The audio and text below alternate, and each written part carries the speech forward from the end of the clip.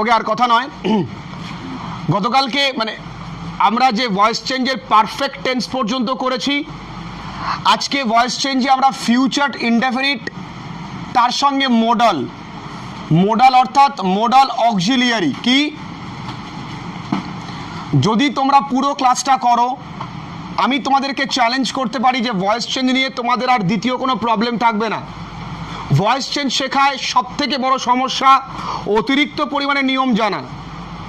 বেশি পরিমাণে যত নিয়ম জানবে, সূত্র লিখবে, এই করবে সেই করবে, আলটিমেট ভয়েস চেঞ্জে তুমি সামান্যতম নিয়মটুকু জানলেও প্র্যাকটিস করলেই ভয়েস চেঞ্জ ক্লিয়ার হয়ে যায়। আজকে আমরা যেটা দিয়ে করব সেটা হচ্ছে কি মোডাল অক্সিলিয়ারি। আবারও লিখে দিচ্ছি বিষয়টা, মোডাল ভার্বও বলে। এই মোডাল ভার্ব কি কি আছে? Can, shall, will, could, should, would, must, may, might, এগুলোকে বলা হয় কি মোডাল ভার্ব। তার মধ্যে এই শ্যাল বা উইল এই দুটো মোডাল ভার্বের মতনও কাজ করে, আবার ফিউচার ইনডেফিনিট টেন্সের মতনও কাজ করে। যতটুকু বলবো ততটুকু বুঝবে। আজকে মোডাল অক্সিলারি দিয়ে আমি ভয়েস চেঞ্জ করছি। আমি বলেছি এইগুলো, এই যে লিস্টটা দিলাম, এগুলো হচ্ছে মোডাল অক্সিলিয়ারি ভার্ব বা বলা হয় মোডাল ভার্ব। তার মধ্যে শ্যাল বা উইল এগুলো দুটো ফিউচার ইনডেফিনিট টেন্সের modal verb. I shall go there, future tense. বোঝা গেল? এইবার জেনে রেখে দাও, এইগুলো থাকলে নতুন শব্দ কি আসে? বি। যেমন হ্যাভ্যাজ থাকলে নতুন শব্দ কি আসতো? বিন। আইএনজি থাকলে নতুন শব্দ কি আসতো? বিং। তাহলে আইনি থাকলে কি হচ্ছে? বিং। আর এখানে হবে বি। একটা উদাহরণ দিয়ে আমরা দেখি। He can forget it. এ বাক্যে অবজেক্টটাকে আগে সেটা বুঝতে হবে। এ বাক্যে অবজেক্টটা কি? ইট। ইটের পরে যা আছে তাই বসে যাবে, ক্যান। এগুলো বসলে নতুন শব্দ কি বসে? বি। ফরগেটের ভার্বের থার্ড ফর্ম কি? ফরগট বা ফরগটেন। হিট এ পাশে চলে গেলে হবে কি? By him. কঠিন কিছু নেই। যদি এই ক্যানের জায়গায় শুড থাকে তো শুড বসবে, যদি মাইট থাকে তো মাইট বসবে, যাই থাকুক না কেন। শ্যাল থাকলে শ্যাল বসবে কিনা এটা একটু প্রশ্ন। আমি এই জন্য এটাকে গোল করে রেখেছি। কেন আমি এই দুটো জিনিসটাকে গোল করলাম তোমরা মাথায় রাখবে। আগের দিন আমি বলেছিলাম যে শ্যাল কোথায় বসে আর উইল কোথায় বসে। আমি বলেছিলাম যে আই আর উই এই দুটোর পরে কি বসে? শ্যাল বসে। আর বাদবাকি সব জায়গায় কি বসে? উইল বসে। ধরো কোনো একটা প্রশ্ন দিল, ইউ উইল কল মি, এখানে উইল বসেছে কেন? সাবজেক্টটা ইউ, তাই ইউর পরে কি হয়? উইল হয়। তাহলে মিট এই পাশে আসলে কি হবে? আই। কিন্তু আয়ের পরে কি হয়? তাহলে এটা যা আছে তাই কি বসলো? শুধুমাত্র শ্যাল বা উইলের ক্ষেত্রেই আলাদা, আর বাদবাকি সব জায়গায় যা থাকবে তাই বসাবো। বিষয়টা কি কঠিন?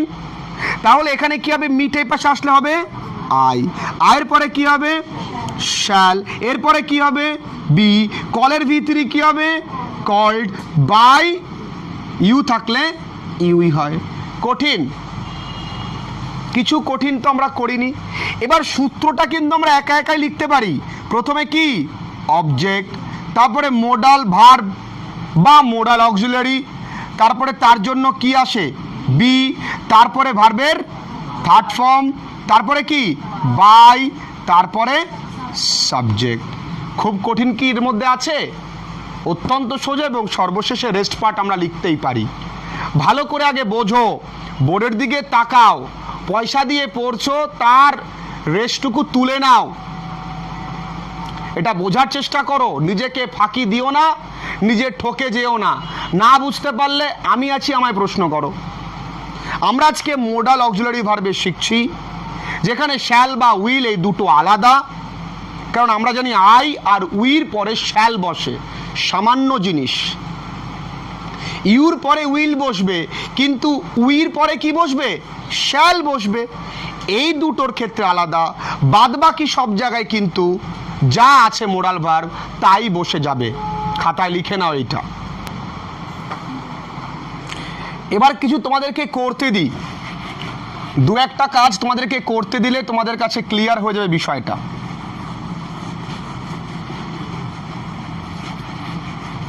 প্র্যাকটিসটা করতে হবে। আমি অবশ্যই এর শেষে প্র্যাকটিস দেব, যেগুলো টেক্সচুয়াল সেগুলোই দেব। ধরো, he should respect them, you must call him, we shall do it. এই তিনটে দেখো, আমরা এখানেই প্র্যাকটিস করি না। হি শুড রেসপেক্ট দেম, কি হবে উত্তর Sayan? They should be respected by him. তাহলে দেটে পাশে আসলো, শুড লিখলাম, বি লিখে দিলাম, রেসপেক্টটা হয়ে গেল কি? রেসপেক্টেড বাই হিম।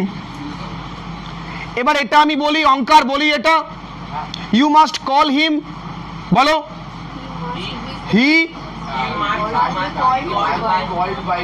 হ্যাঁ আমি অঙ্কারকে জিজ্ঞাসা করেছি, সবাই বলা শুরু করেছে। He must be call by you. এবার এটা অভিজিৎকে জিজ্ঞাসা করবো, কারণ অভিজিতের এই বিষয়টি নিয়ে কনফিউশন ছিল। উই শ্যাল ডু ইট, কি হবে? ইট শ্যাল হবে না উইল হবে? কারণ আমি বলে দিয়েছি যে শ্যাল বা উইলের ক্ষেত্রে তোমাকে বুঝতে হবে। তাহলে it will be, very good, done by us. So be confident, এক ফোঁটা ভয় পাওয়ার কিছু নেই। যদি X% পারে, আমিও পারবো, এটা মনে রাখতে হবে। এটা কিছুই না, এগুলো না পারলে বড় বড় পরীক্ষা দেবে কিভাবে? তাহলে it will be done by us, he must be called by you. Practice আমরা করলাম, বাড়ির কাজও দেব। আজকের নেক্সট নিয়ম,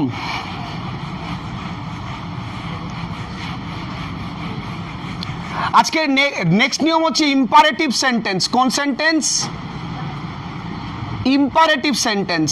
ইম্পারেটিভ সেন্টেন্স মনে রাখো যে বাক্যে আদেশ, উপদেশ, অনুরোধ, বারণ ইত্যাদি ইত্যাদি করা হয়। তিনটে টার্মস মনে রাখবে, আদেশ, উপদেশ, অনুরোধ। কিন্তু স্যার এই আদেশ, উপদেশ, অনুরোধ তো কোনো সেন্টেন্সে লেখা থাকবে না, তবে আমি কি করে বুঝবো স্যার যে ওই সেন্টেন্সটাই ইম্পারেটিভ সেন্টেন্স আর এটাকে এই নিয়মেই করতে হবে? তার জন্য নিয়ম আছে, দেখলেই তুমি বুঝতে পারবে যে সেন্টেন্সটা ইম্পারেটিভ কিনা। যদি আমি বলি কল হিম রাইট নাও, কি ধরনের প্রশ্ন থাকতে পারে দেখে নাও, কত ধরনের প্রশ্ন থাকতে পারে। Open the book, please close your mouth, close your eyes দিয়ে দাও।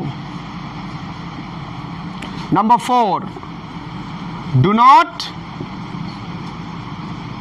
close your eyes. Number 5, let me do it. এই 5 ধরনের প্রশ্ন তুমি পাবে। এবং দেখো ম্যাক্সিমাম জায়গায় শুরুতে কি আছে? ভার্ব আছে। কোথাও কিন্তু I, Ram, Shyam, he, she দিয়ে সেন্টেন্স শুরু হয়নি, মানে সাবজেক্টিভ কেস দিয়ে কিন্তু সেন্টেন্স শুরু হয়নি, আগেরটাই ছিল। এখানে কোথাও কি আছে? হি, শি, দে এগুলো আছে, হিম আছে। অবজেক্ট পাবা, সাবজেক্ট তুমি এখানে পাবে না। অবজেক্ট পাবা, সাবজেক্ট তুমি পাবা না, মানে আই, হি, শি, দে এগুলো থাকবে না। সিম্পল জিনিস। আর তাছাড়াও এই ধরনের বাক্যগুলো থাকলেই ইম্পারেটিভ সেন্টেন্স হয়। এই বাক্যে কল হিম রাইট নাও, ওকে এক্ষুনি ডাকো, তার মানে ওকে এক্ষুনি ডাকা হোক। ওপেন দ্য বুক, বইটা খোলো, এক্ষুনি বইটা খোলা হোক। প্লিজ আছে তার মানে অনুরোধ করছে, ডু নট আছে তার মানে নিষেধ করছে। আবার একটা প্রশ্ন লেট দিয়েই দিয়ে দিয়েছে, তো আমি কি করে করব? ভেরি ইজি, তোমরা যে ক্লাসেই পড়ো না কেন এগুলো একবারই শিখবে, বারবার শিখলে বারবারই ভুল হবে। বোঝা গেল? তাহলে সাধারণত ইম্পারেটিভ সেন্টেন্সে করতে গেলে যে বাক্যে ভার্ব দিয়ে শুরু হচ্ছে, এই যে ভার্ব দিয়ে শুরু হয়েছে না, সেই বাক্যে লেট দিয়ে করতে হয়। লেট, তারপরে লিখতে হয় কি অবজেক্ট, তারপর লিখতে হয় ভি, তারপর লিখতে হয় বি, তারপরে ভার্বের থার্ড ফর্ম, তারপর rest. Let object be, V3 rest. তাহলে এটা কি হবে? এখানে অবজেক্টটা কে? তাহলে লেট হিম টাইপ আসলে কি হবে? হি। বি, কলের ভিতরে কি কল্ড, পড়ে আছে কি, তাহলে let he be called right now. নিচেরটা তোমরা একাই পারবে করতে। কি হবে? Let the book opened.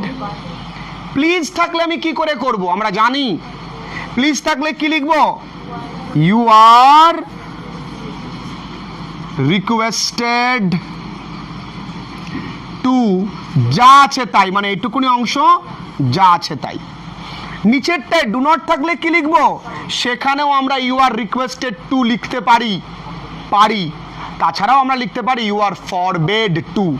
You are forbade to, forbade মানে নিষেধ করা। তুই যদি মনে করো দুটো টার্মস আমি মনে রাখতে পারবো না স্যার, তাহলে ইউ আর রিকোয়েস্টেড শুধু কি ডু নট থাকলে টু এর আগে একটা নট দিয়ে দেবে। You are requested not to open your eyes, তাহলে কি হচ্ছে? You are requested not to close your eyes. তাহলে ডু নট থাকলে একটা টু এর আগে নট অ্যাড হয়ে যাচ্ছে। তাহলে প্লিজ আর ডু নট থাকলে কি করে করতে হয় বুঝে গেল? ভার্ব দিয়ে সেন্টেন্স শুরু হলে কি করে করতে হয় বুঝে গেলে? তাহলে পড়ে থাকে লেট দিয়ে যদি কোনো সেন্টেন্স থাকে তখন আমি কি করে করব? লেট থাকলে লেটের তলায় লেট লিখে দাও। লেটের পরে কি লিখতে হয়? অবজেক্ট। অবজেক্ট কি আছে এখানে? ইট লিখে দাও। এরপরে কি লিখতে হয়? বি লিখে দাও, বি। এরপরে কি লিখতে হয়?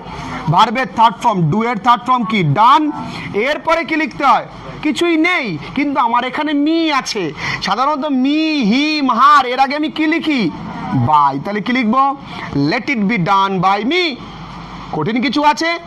Just me, him, her, them এগুলো থাকলে তার আগে আমাকে বাই তো লিখতে হবে, কারণ এটা অ্যাজ এ সাবজেক্ট কাজ করছে, এখানে অবজেক্ট কাজ করছে না এটা। কিন্তু এখানে অবজেক্ট কাজ করেছিল, তাই জন্য আগে নিয়ে এসেছিলাম। কিছুই না, অত কঠিন না জেনেও তুমি বুঝতে পারবে। প্রথম দুটো কি করলাম? যেহেতু ভার্ব দিয়ে শুরু হয়েছে লেট দিয়ে করে নিয়েছি। তারপরে প্লিজ বা ডু নট থাকলে ইউ আর রিকোয়েস্টেড টু, অথবা you are requested not to. আর লেট দিয়ে করলে তো আরো সোজা, শুধু হিম, মি, হার এগুলোর আগে একটা বাই দিয়ে দিলেই উপরের নিয়ম অনুযায়ী করলেই কিন্তু হয়ে যায়। আমি বলেছি গ্রামার সূত্র, নিয়ম ইত্যাদির থেকেও বেশি প্রয়োজন প্র্যাকটিস। যত বেশি গ্রামার শিখবা তত বেশি ইংরেজি তোমার গুলিয়ে যাবে। নর্মালি নেবে গ্রামারগুলোকে, কোনো প্রবলেম হলে জিজ্ঞাসা করবে, বারবার বলছি। ঠিক আছে, এটা লিখে নাও তোমরা।